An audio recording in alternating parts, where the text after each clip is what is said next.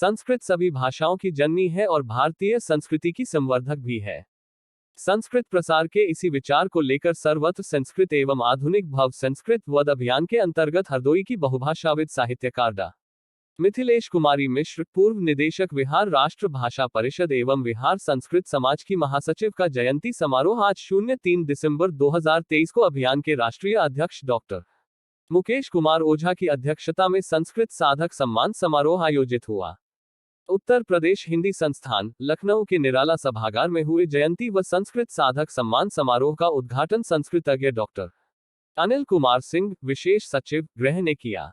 मुख्य अतिथि सेवानिवृत्त IAS शिवाकांत द्विवेदी और विशिष्ट अतिथि संयुक्त निदेशक पेंशन उपरा धर्मेंद्रपति त्रिपाठी के साथ अभियान के प्रधान संरक्षक डॉ.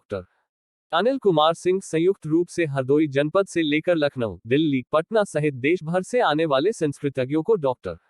मिथिलेश कुमारी मिश्र संस्कृत साधक सम्मान से सम्मानित किया। साथ ही विदुषी डॉ. मिथिलेश कुमारी मिश्र के व्यक्तित्व एवं कृतित्व पर परिचर्चा सत्र में सभी ने उनको हिंदी और संस्कृत को समर्पित व्यक्तित्व बताया। अतिथियों ने संस्कृत के महत्व को रेखांकित किया और कहा संस्कृत ज्ञान विज्ञान की भाषा है।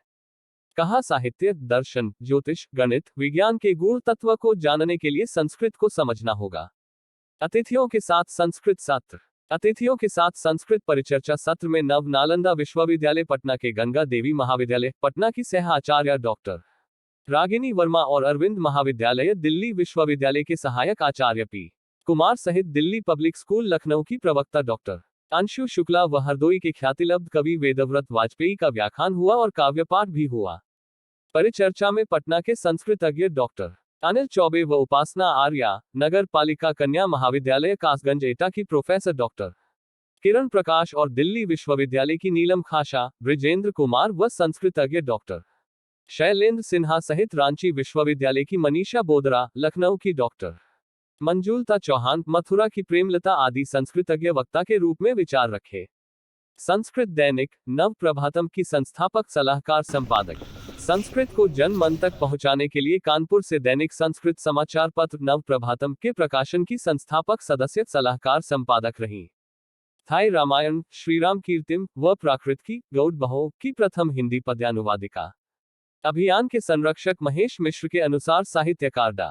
मिथिलेश कुमारी मिश्र थाई रामायण, श्रीराम कीर्तिम का पद्यानुवाद कर विश्वमंच पर हिंदी के विस्तार में सहायक रहीं, जिसके लिए उन्हें थाईलैंड की राजकुमारी द्वारा सम्मानित किया। सर क्या कुछ कहना चाहेंगे संगोष्ठी है हिंदी में, परिचय के साथ बताइए।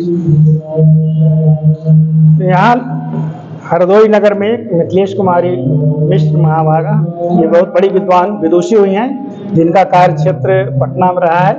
इन्होंने 42 पुस्तकें लिखी हैं और संस्कृत के लिए इन्होंने विशेष सेवा की है।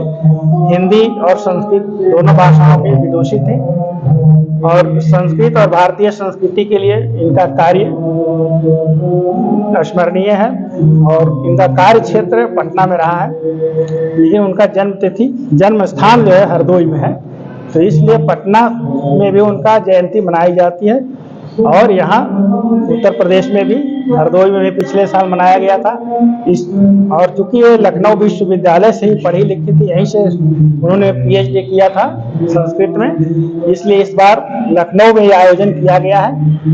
ये संस्कृत की साधिका थी। संस्कृत और भारतीय संस्कृति का प्रचार प्रसार कैसे हो, किस तरह से हमारा जीवन उन्नत हो, भारत किस तरह से फिर से विश्व के रूप में प्रतिष्ठित हो, इन सब क्षेत्रों में उन्होंने कार्य किया था और उसी को आगे बढ़ाने के लिए पटना में संस्कृत संजीवन समाज है और आधुनिको भव संस्कृतम वद अभियान के अंतर्गत इस पर कार्य बहुत तेजी से चल रहा है।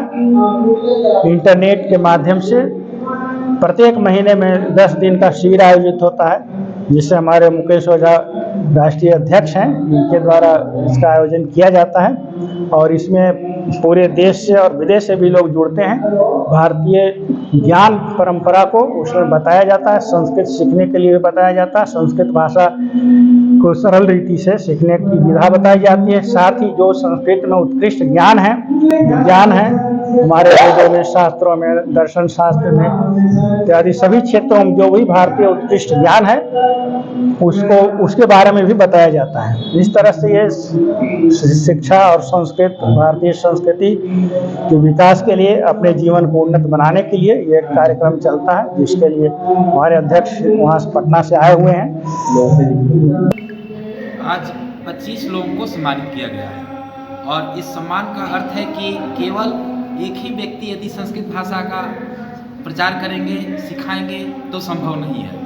इसलिए भारत के प्रत्येक राज्यों से प्रतिनिधि यहाँ पर आए हुए हैं और वे संस्कृत का अपने अपने राज्यों में विकास कर रहे हैं। अनेक सदस्य हैं जो अपने क्षेत्र में शिविर भी चलाए हैं और इस तरह से बिना व्याकरण का, बिना साहित्य के ज्ञान के, हम जिस तरह से छोटे बच्चे बिना किसी सहारा के जिस परिवार में रहते हैं, जो भाषा